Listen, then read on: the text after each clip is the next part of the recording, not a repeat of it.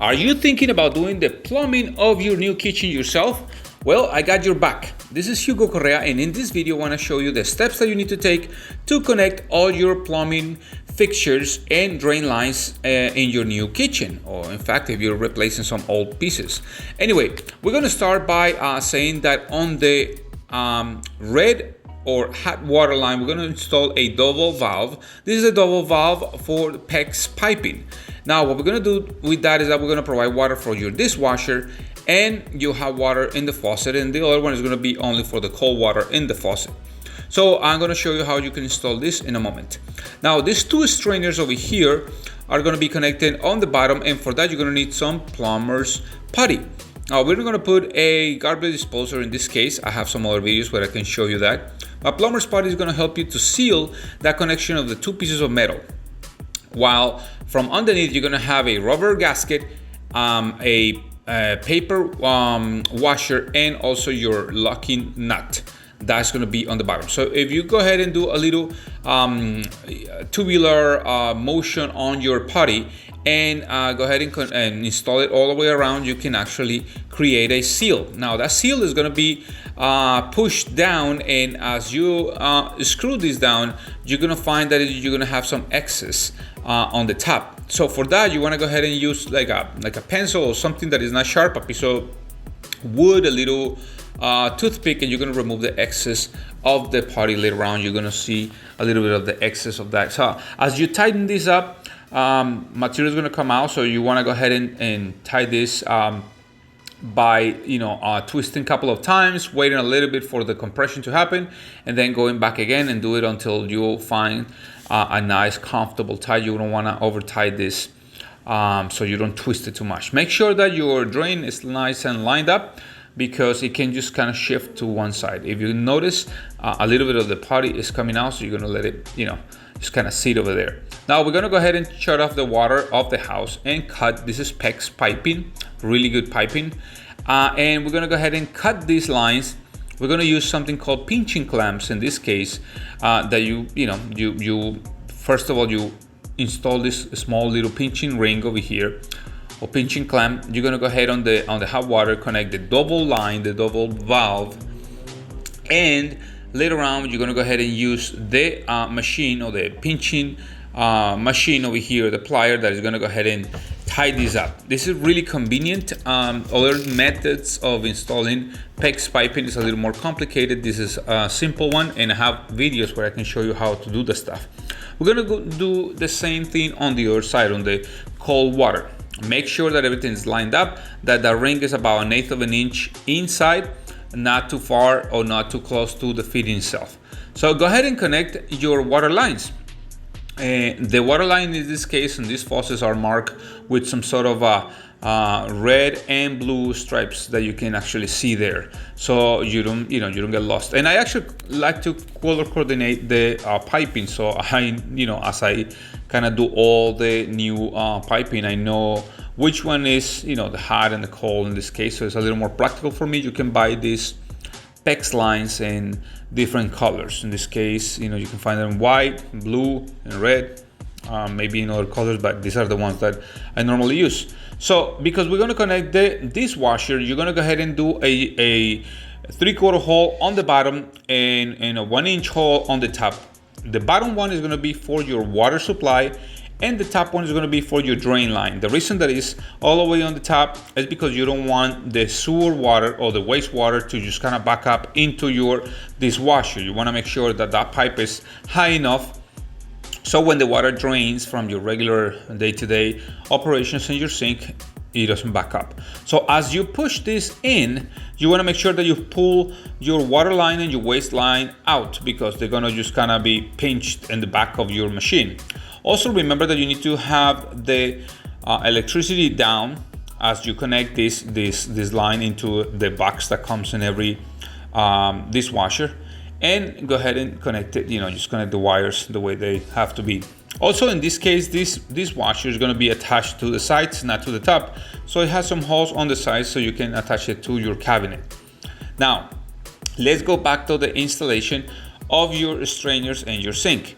Now You have a lot of different type of piping. In this case, I always recommend to use 1.5-inch piping or drain lines, or drain fittings, so you can have the more water kind of draining into your normal sewer line. And the whole point of this is to make sure that the water drains properly. So we're gonna go ahead and use different type of connections over here, fittings, and it's just pretty much like playing Lego, trying to make sure that you have your pieces together in the right way. So we're gonna go ahead and one side connect it straight to the strainers, and on the other side we're gonna have another type of fitting so we can actually drain the water from your dishwasher. This little nut over here is a combination. Instead of you having a washer and a nut, this nut already comes with a built-in washer.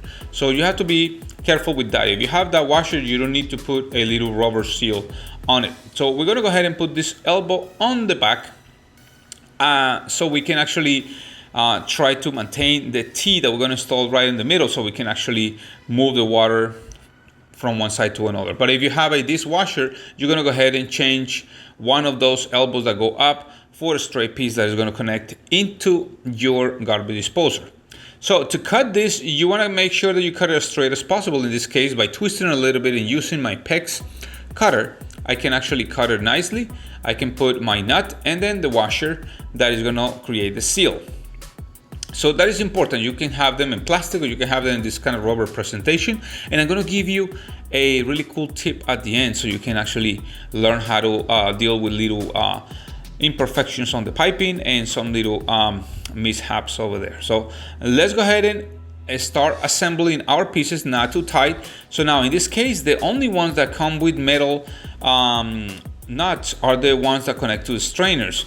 But in this case, because we have this adapter, it's like a special T, we're gonna have the seal or the rubber gasket or seal on the top that is gonna be connected to the strainer, and we're gonna have that inlet that is gonna collect the water from your dishwasher. So if you see, as we place all the pieces together, we wanna start doing some little marks, make sure that we can cut the piping properly, so we have a constant inclination towards the drain, so we don't have water kind of stuck there into the sewer lines. That's important. So go ahead and cut this carefully. Don't cut it with heavy duty machines, because you're gonna just crack all those pipes. You wanna make sure that you cut it with something soft. Again, your nut first, then your washer. We start having an idea. The cool thing is that you can cut it always a little bit longer than shorter, so you can make sure that you don't damage your pieces. If you notice, we're gonna cut right there, right underneath that connection, the little inlet over there, and we're gonna put our nut and the washer again. So in some cases you have different type of combinations for these connections. If you're not able to do it right there because it's too tight, or too tall in this case, you can actually use another type of T or Y that will collect the water from your dishwasher, but instead of being connected on the top, it's going to be connected on the horizontal section, so you can have the possibility. That's the cool thing about all these fittings, that you can find always the right fitting. You can have 45-degree angle fittings, you can have this type of fittings, extensions, all these things are available. Don't forget to follow me all the time into my different pages. I have a Facebook page called Hugo Correa DIY, and on my YouTube account as Hugo Correa. So go ahead and subscribe, hit the little notification bell, like it, and comment, because it's important to know what do you like. So tell me something. Now that we're connecting this, imagine that you know how much is to pay a plumber. It costs a lot to have a plumber in your house, so you can save money by doing this yourself. You can find all the materials available on your home improvement store. You can also learn with all these videos how to do it. And the last thing that you need to do is subscribe to my channel and keep learning all these things, because you can save a ton of money. You can buy properties to fix and sell.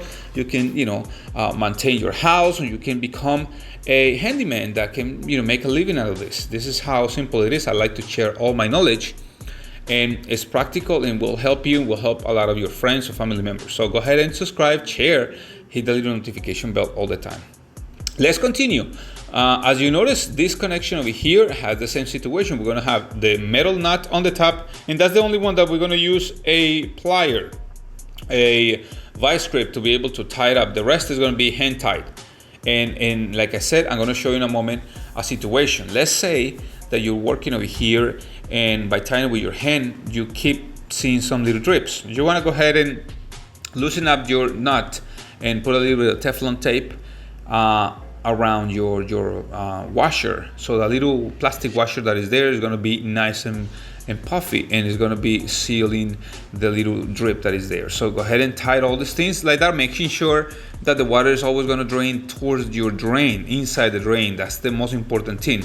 That is going to go ahead and it don't be tight again. That's the only one that's going to be tight. You want to make sure that you grab the top and you grab the bottom, because it's going to twist a little bit, and start testing all these things. Now, this round clamp is going to be the one that is going to help us to connect the inch. It has like 3 different sizes, so you want to go ahead and put it right where it fits the size of your inlet over there. In this case, is about 1/2 inch or 5/8.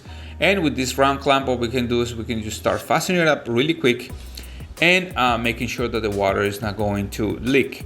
Now, I always like to test the dishwasher, especially if I'm working for somebody.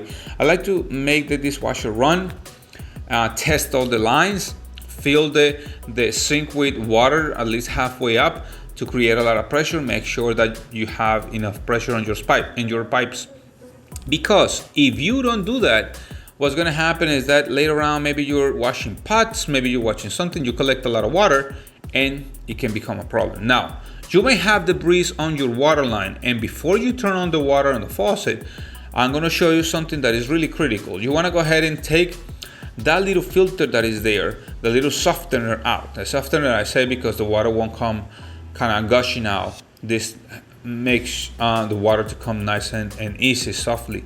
So you want to go ahead and take that filter out, turn on the water just for a few seconds. Make sure that you turn on the hot and the cold water, so you can remove all those debris that are inside there. That's important. You can take all the little things out, and you may see that some little debris come out, especially when you're changing valves and things like that. Some of the old washers will be collected over there, and you don't want that to clog up your new faucet. So go ahead and you have different, obviously you can spray as a shower, or you can have the single jet section coming out from there by just pressing those buttons. So that's really cool. Now let's continue with the part of filling this up. You want to make sure that obviously the water is tested, like I said. Go ahead and fill those sections up. Make sure that you open it up. Make sure that you see if the water is running, and that way you can ensure that all your lines are nice and well connected. If you have a little drip, maybe after a couple of minutes you find the little drip, you go ahead and correct it, like I said, using Teflon tape. Remove the washer and stuff. Remember to follow my social media accounts, Hugo Correa DIY in Facebook and Hugo Correa in YouTube, hitting the little notification bell. This is how you do it. You see, now you can save a ton of money. You can make a beautiful professional job yourself, and you don't have to pay anybody. Go ahead and subscribe, and I'll see you in the next video. Thank you so much, and have a great project. Bye-bye.